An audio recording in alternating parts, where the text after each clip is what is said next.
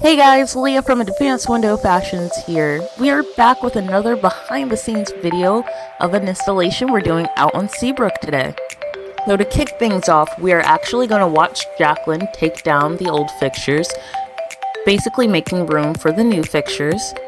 Now what we're going to do with those old blinds is actually bring them back to our showroom so that we have any and every part, even for discontinued blinds, whenever customers need them.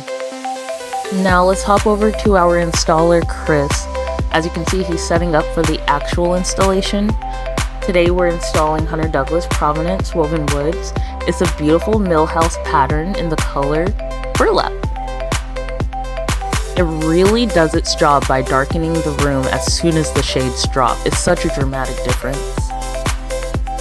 Now we give it a final check, make sure everything's good, and here are the results. Look how beautiful that is. The texture in those wovens really changed the atmosphere of this room. Not only are these shades fashionable, but they are functional thanks to Power View by Hunter Douglas. Thanks for watching, guys. Stay tuned for part 2 where we get to the drapery. Bye!